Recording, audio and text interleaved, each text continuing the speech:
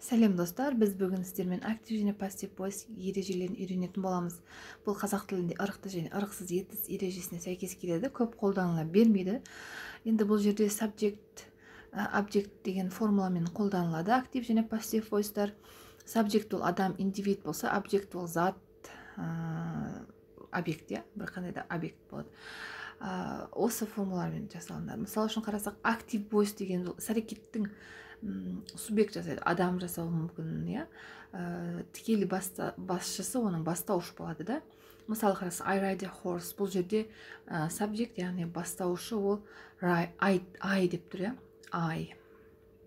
Ал бұл жерде ride a horse object болады, объект, horse объект, қандай да бір объектті не істеді, subject айдады, яғни мен жылқы айдадым. Бұл жерде бастауыш тікелей іс-әрекетті өзі жасап тұр. Мен жасап тұрмын. Нақты бір әрекетті жасап тұрмын мен. Түсініп алыңыздар, өте күрделірек тақырып, әрине, бірақ түсініп алсаңыз өте оңай.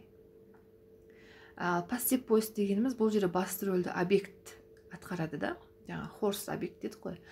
Алайда іс-әрекетті объект жасамайды, оны субъект арқылы жасайды. Яғни жаңада объект, мысалы үшін horse дедік қой, ал мына жерде субъект, яғни ол I, яғни бұл жерде мен арқылы жасалынып тұр.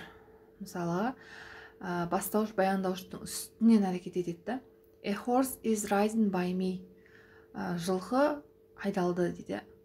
Қалай айдалды ол? Кім арқылы айдалды? Мен арқылы айдалды. Мен арқылы мінілді жылқы. Яғни, басты рөлде, басты кездескен кезде объект, жаңағы horse кездеседі да, бірақ іс-әрекетті субъект жасайды. Яғни, бастауыш баяндауыштың үстінен іс-әрекет жасап отыр. Мысалдар қараңыздар. I eat pizza. Мен пицца жеймін. A pizza is eaten by me. Пицца желініп кетті дейді. Желінді. Қалай желінді? Мен арқылы желінді. Немесе просто так желінді. Яғни, басты рөлде объект бола алмайды. Субъект болады. Субъект объектті жеңіп отыр. Яғни түсіндік қой, адам арқылы істелініп отыр, объект болып. Бірақ жасалу жолы осылай болып кете береді. He wrote a letter. Ол хат жазды. A letter was written by him. A letter was written by him. Хат жазылды дейді. Қалай жазылды? Ол арқылы жазылды. By him. Яғни ол әрекет істелініп жатыр. Өздігінен істелініп жатыр ма, басқа біреу істелініп жатыр, белгісіз біреу істелініп жатыр ма, ол істелініп жатыр. Яғни бұл жерде объект, яғни жаңағы зат, жануарлар, хатта бұл жерде объект дегеніміз жазылынып жатыр. Жазылынды. Өздігінен жазылынды ма ол, біреу арқылы жазылды ма, белгісіз біреу жазылды ма, ол жазылды. Болды. Бірақ субъект арқылы жазылынды да, өздігінен емес. She wore a suit деді. Ол сырт киімін киді. A suit was worn by her. Сырт киім ол арқылы киілді. Түсіндікті деп ойлаймыз деген достар, осы үш мысалдың өзі, бұл жерде объект suit, сырт киім, костюм деп айтады, киілді. Етістік, баяндауыш. Кім арқылы киілді? Ол арқылы киілді. Не киілді? Объект, suit, костюм. Түсінікті ме? Ол соңғы орындаға кетіп қалады. Қанша жерде бірінші орында тұрса да, соңғы орындадан роль алады екен. Түсінікті деп ойлаймын. Тағы да айтып кетемін. Актив voice іс-әрекетті субъект жасайды, басты рөлде бастауыш болады. Ал пассив voice'та басты рөлде объекті болғаны менен субъект арқылы жасалынады. Объект ештеңе жасамайды ол жерде. Ол жай ғана тұрады. Бастауыш баяндауыштың үстінен әрекет етеді. Active voice'тың формуласы subject plus verb plus object. Passive voice'тың формуласы object plus verb plus subject. Жаттап алыңыздар. Өте оңай. Yeah. I eat a pizza. Subject plus subject. I eat verb pizza object. Мына object pizza, yeah, passive voice'да. Is eaten verb. Verb is eaten деген, yeah, eaten деген verb. By me это object. Subject болады, subject болады. Орындар ауысқанменен басты рөлде объект болғанменен іс-әрекеттің бәрін субъект жасап отыр. Адам жасап отыр. Біреу жасап отыр, я. Біз осыны passive voice деп айтамыз. Ағылшын тілінде шақтармен қалай қолданатынын білесіздер ме? 8 шақпенен қолданылады екен бұл. Active voice, passive voiceға ауысқаны. Достар, формула жаттаймыз міндетті түрде. Формула жаттамасаңыздар үйренбейсіздер. Қараңыздар. Present simple. I write a letter. Мен хат жаздым. A letter is written by me. Неге? Себебі формулаға қараңыздар. Am is are plus past simple үшінші формасы деп тұр. Third form. Am is are'ды қолданамызда past simple бенен үшінші формасымен қолданады екенбіз. Қараңыздар. She speaks French дейді. Ол француз тілінде сөйлейді. French is spoken by her. Француз тілі сөйленді, айтылды, кім арқылы? Ол арқылы.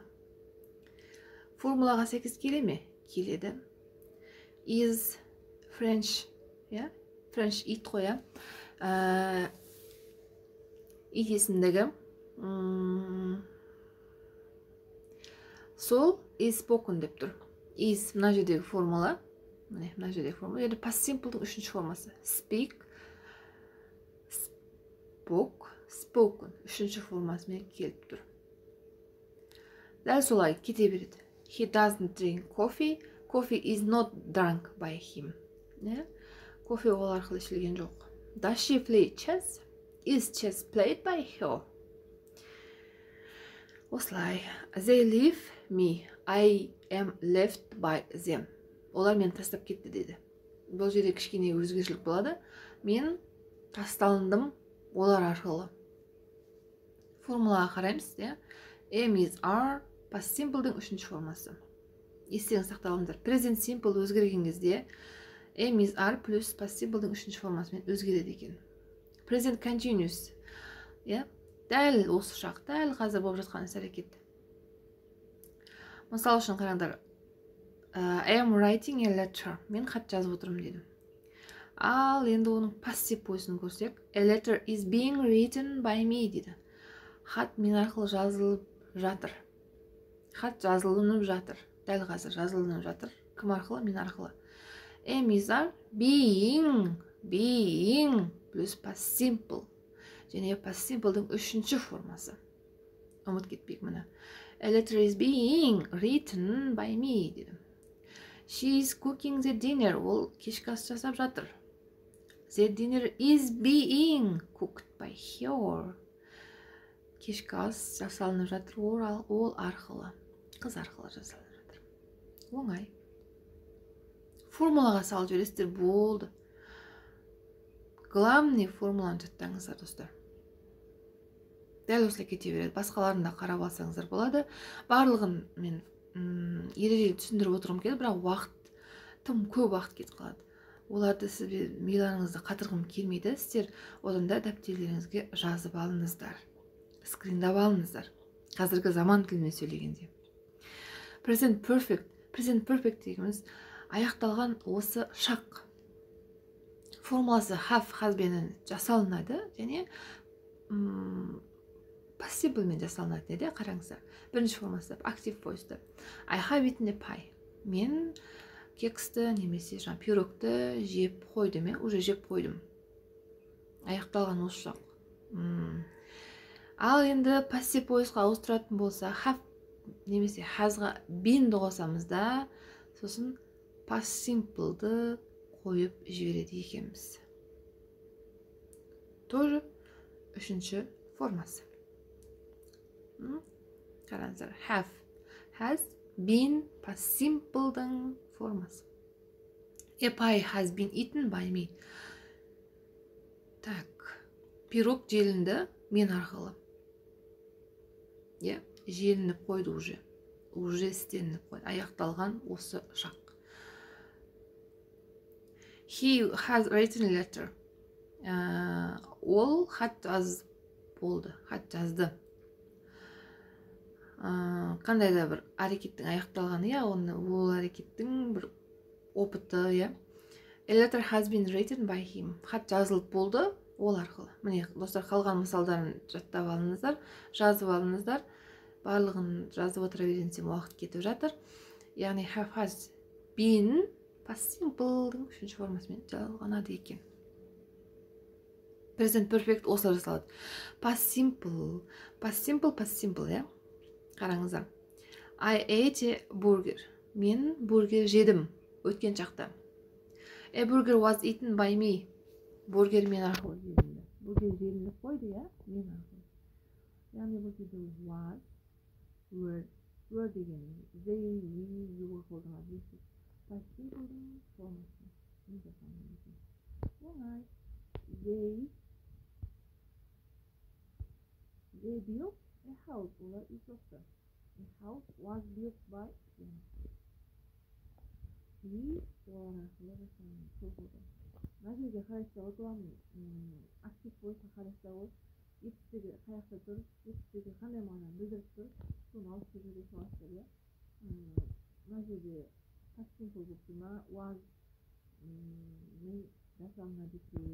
Was бен past simple формасында салынады екен. Present perfect болып тұрса, has болып тұрса, онда hasға been болып past simple үшінші формасын қоя саласыздар деген сияқты. Present continuous болып тұрса, she is cooking десе, сіздер оған is being past simple'дың үшінші формасын қоя саласыздар деген ғой енді. Өзім түсініп тұрмын. Жалпы сіздерге түсінікті болу үшін қайталап жатырмын. Енді мына жерде қараңыздар, бұл жіктелу деп аталады. Мен, менің, ол, оның, олар, олардың, біз, біздің деген ғой. Мысалы үшін мына жерде көп кездеседі. They built a house де, үй соғылды. Олар үй соқты де, бірінші формасында. Актив бойыста. Ал енді пассив бойысқа ауыстырса, a house was built by them. Олар арқылы үй соғылды. Яғни a house was built by they десең, дұрыс болмай қалады да формуласы. By they дегеннен гөрі by them деген форманы біз алдық. Яғни жіктелді. Бұл да жіктелініп кетті. She'ді herға жіктеп жібердік, I'ды meға жіктеп жібердік. Солай жіктелініп кетеді екен. Міне осы жіктеу формасынан жазып алыңыздар. Келесі past continuous, созылмалы өткен шақта біз бір іс-әрекетті жасап жатқан болсақ, соны біз созылмалы өткен шақ past continuous деп айтамыз. Мысалы үшін I was eating a burger, мен бургер жеп жатқан едім.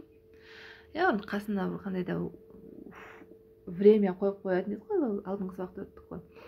Ал енді a burger was being eaten by me дейді. Бургер мен арқылы жөніп жатқан еді. Was, were, being, past simple'дың үшінші формасы, достар.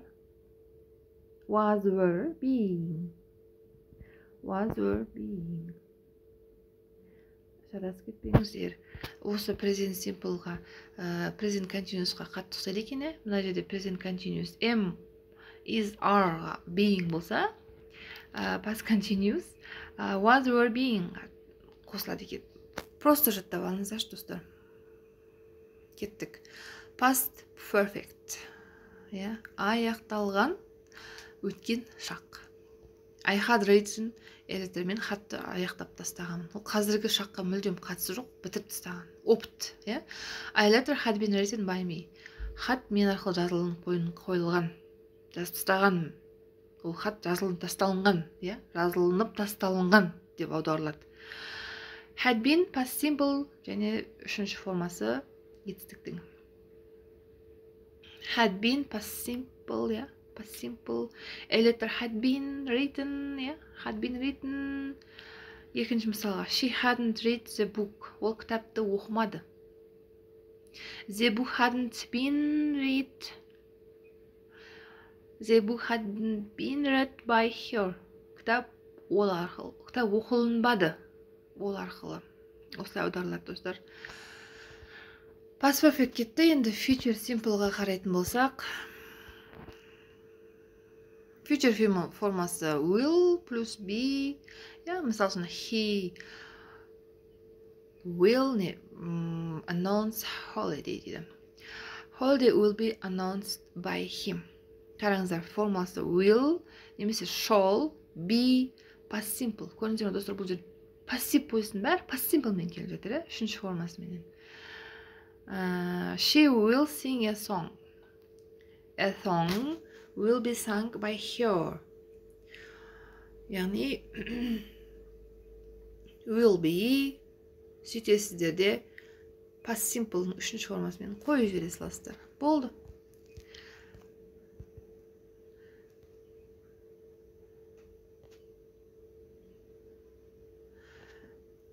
Future perfect бойынша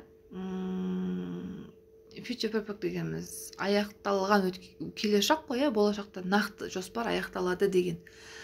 I will have hired a cab. A cab will have been hired by me. Бұл жерде формуласын қараңыздар. Will have been, сосын past simple. Болды, осылай қоя саласыздар.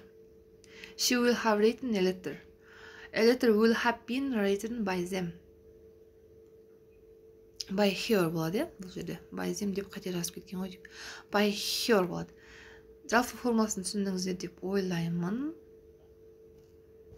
Енді достар, актив және пассив voice бойынша білімдеріңізді қазір тексере аласыздар. Ол үшін астында мен сілтеме қалдырып кеттім. Онлайн тест интернеттен алдым, жауаптарыменен тексерілген. Соны тапсырып көріңіздер. Егер сұрақтарыңыз болса, түсінбеген жерлеріңіз болса, комментарийға жазып кетіңіздер. Мен сіздерге жауап беремін. Сосын ескертемін. Формула жаттамай, жаттығу орындамай, жай ғана сабақты көріп шығу, сабақты меңгеру мүмкін емес. Яғни видеоны көресіз, тест тапсырасыз, тағы да жаттығулар орындайсыз, сұрақтар болса маған қоясыз, сосын барып сіз түсінуіңіз мүмкін. Оқыңыздар, еңбек етіңіздер, ізденіңіздер. Оқыған озады. Осы тұста менің YouTube каналыма, оқыған озады YouTube каналына жазылып кетулеріңізді сұраймын. Алдағы уақытта көптеген грамматикалық ережелер көп қой ағылшын тілінде. Солардың барлығын мен түсіндіріп өтетін боламын өзімнің YouTube каналымда. Қазақша контентті қолдайық. Келесі кездескенше сау болыңыздар.